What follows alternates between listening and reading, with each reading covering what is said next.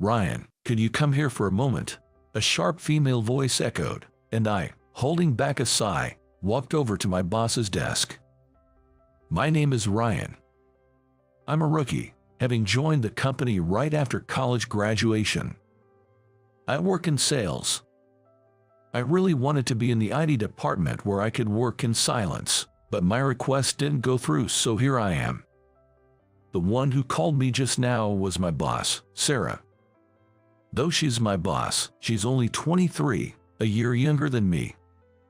But she's been with the company since she was 18, a true veteran. She's competent and well respected in the company, handling everything with ease. She not only does her job impeccably but covers for her subordinates' mistakes as well. She's such an ideal boss that she's got a fan club in the company.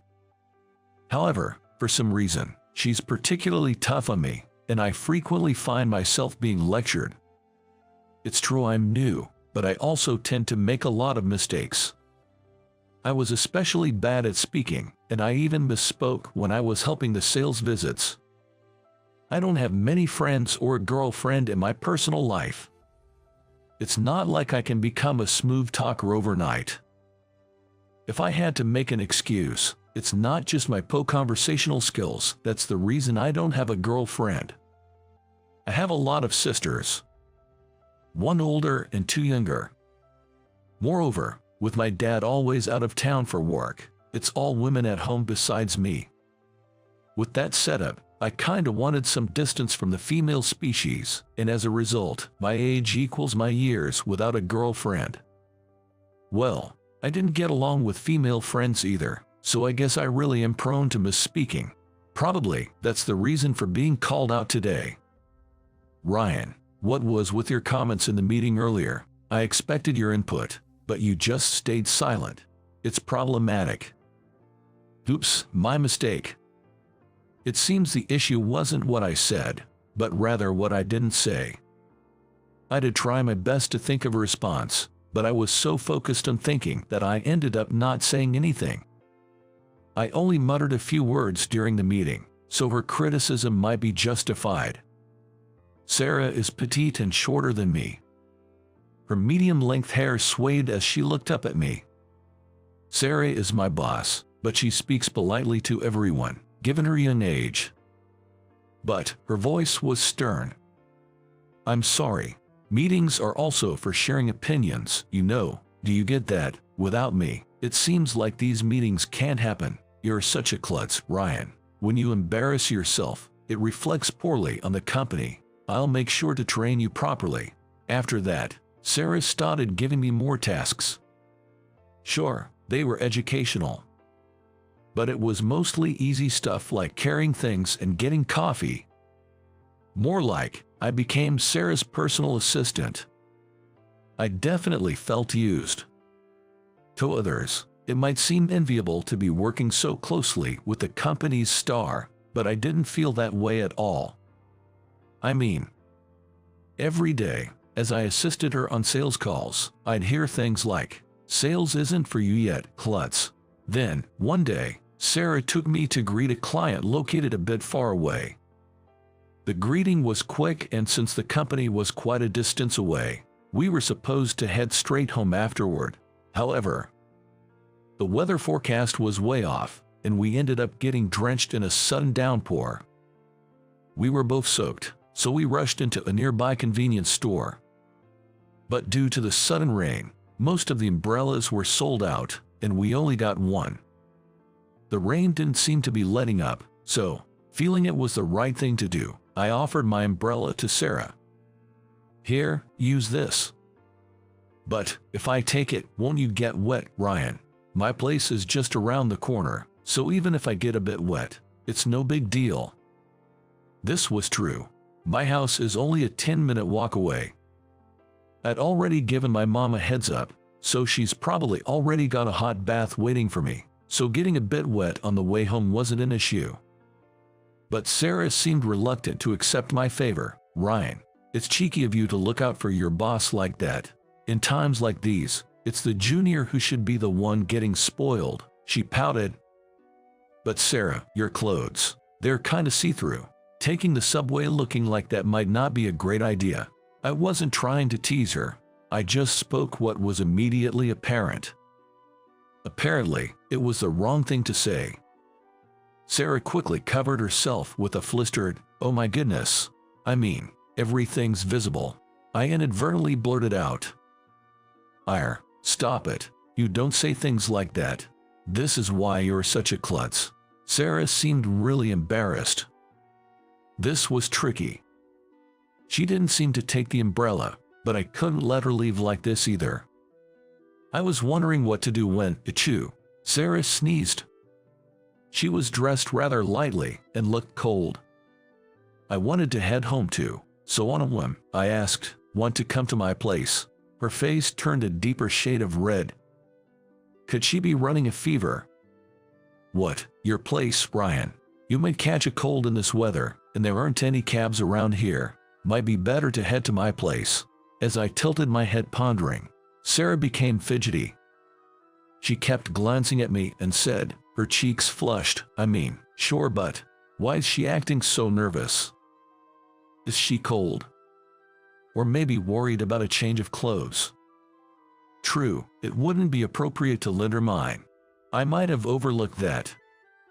"Don't worry, I have sisters at home. They can lend you something." "You have sisters?" "Yay, one's in elementary school and the other's in middle school. Oh, and I have an older sister too."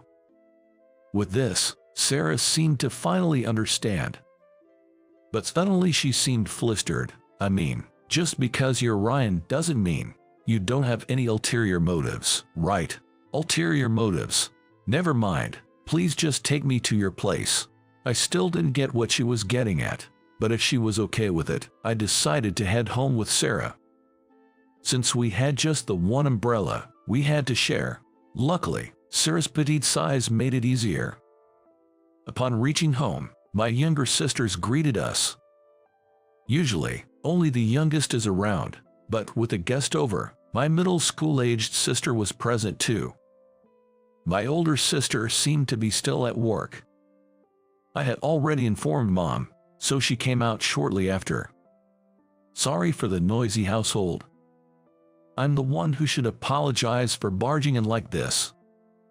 "Oh, don't mention it. Such a sweet girl you are. Come on in." As Sarah was politely greeting everyone, my younger sisters started making a ruckus. It's hardly ever quiet in this house, I swear. "Big bro brought a friend." "Nope, she's his girlfriend." "Both wrong. Come on, show her to the bathroom." The sisters got it all mixed up, so I asked them to guide Sarah, and I escaped to the living room. Mom teased me while preparing dinner. "She's a well-mannered and cute girl. It's rare for you to bring someone home, isn't it? Is there no place for me to hide?" I wished I could just lock myself in my room, but we have a guest, so I couldn't. "She's not what you think. She's my boss, okay? Sure. I made such exchanges while helping out. Then, when Sarah came out of the bathroom, I was genuinely shocked. Not just because she had no makeup on, but her hair was long. She usually has it at her length, a kind of medium length. As I stared in astonishment, Sarah laughed. "I usually tie it up to make it look shorter. I like it long, but it gets in the way at work." When she let down her hair and smiled with a faint post-bath redness in her cheeks, even I felt my heart race. I grew up with a family of women, but right now, the prettiest one in this house has to be Sarah. She seemed to have borrowed clothes from my sisters, and as she was about to leave, Mom insisted, somewhat forcefully, that she stays for dinner. My elder sister came home, making dinner more lively than usual. Sarah has a knack for figuring out quickly what pleases people. She entertained my third-grade sister after dinner, which delighted her. Mom and my other sister, usually stuck with this duty, seemed relieved tonight. "Okay, let's play, kiddo." At home, Sarah showed a younger, innocent side I never saw at work. It reminded me that, of course, she's younger than me. From this, I could gather how much pressure she must be under at work. When my sister became sleepy, Sarah tried to take her leave. But don't underestimate the desires of elementary school children. Don't go. What? No, I want to sleep with you, my sister pleaded.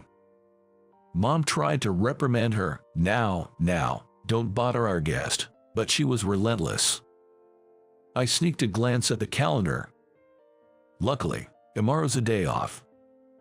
I thought I'd drive Sarah home after my sister slept, but somehow she ended up staying overnight. Even I was taken aback by this unexpected development, but life doesn't go like a romantic comic. Sarah was to share a room with my sister, who was over the moon. I wasn't expecting anything. Well, not really expecting, you know. Every guy wishes to be popular at least once in his life, right? Anyway, nothing happened. The next morning, I was set to drive Sarah. Thanks, Brian. Thank you. She had her makeup on, looking every bit the Sarah I see at work, but she seemed to struggle switching back to work mode. We're not at work, so you don't have to be so formal. It's fine. Then, same to you. Oh, I got it. To be honest, when I was talking to my sister yesterday, I dropped all the formalities, and I ended up doing the same. It felt a bit awkward. Your sister's pretty cute.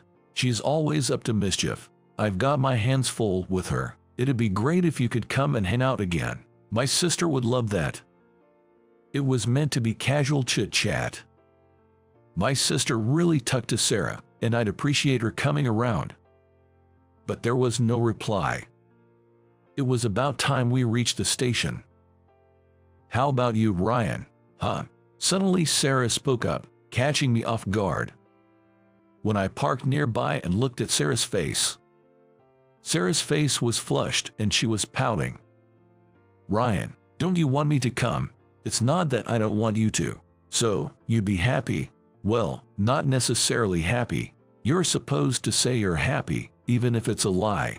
Sarah pouted even more. She looked like a cute little animal. I honestly felt Sarah had a different side to her outside of work, and I was curious about that side. It's just mere curiosity. I felt like teasing her a bit. If you're that honest, I'd be happy to. I said that, but it seemed like it was a gaffe again. You really do talk gibberish a lot, Ryan. That's why I can't leave you. Even so, Sarah said with a cheerful laugh. I'm going to keep a close eye on you in return for your sister. Could you give me a break and be nice? If only the mistakes were fewer, huh? Sarah grinned as she got out of the car. See you at work, then. Take care. Oh right, you look pretty with your hair down. It suits you. I'm not particularly fond of long hair, but I thought it would be a nice change for her. But the usually cheerful Sarah flushed red and said, well, I do that because my hair gets in the way when it's long. Then she ran off. I still don't understand women. I've been interacting with Sarah the same way I do with my sisters, but it seems I tend to misspeak around her. I sighed, thinking she might be mad at me next time we meet at work, and watched her receding figure. After that, Sarah started coming to work with her hair down, causing a stir in the office. I even got glares from the Sarah fan club because she started talking casually with me. But it's not my fault. At first, she spoke formally, but as she came to my house more to meet my sisters rather than me, she spoke more casually, and it eventually carried over to work. As she is my boss, it doesn't bother me. In fact, I find it easier to talk with her this way. For my sisters, I've seen a lot of unexpected sides of Sarah. She's surprisingly competitive, responsible, yet slightly childlike. She often plays games with my sisters and, despite losing, insists one more time. However, she's not very good at gaming, and in the end, I usually let her win on purpose. But she figured that out and now insists, don't go easy on me. That's an order from your boss, an order. I found that endearing. I feel like we've gotten a bit closer, and it's not an unpleasant feeling. It's a comfort different from being with my sisters. I don't know what to call this feeling, but I should probably keep my mouth shut for a while to avoid any more foot and mouth moments. Unaware of my feelings, Sarah calls out to me today, too. "Come on, Ryan, let's go."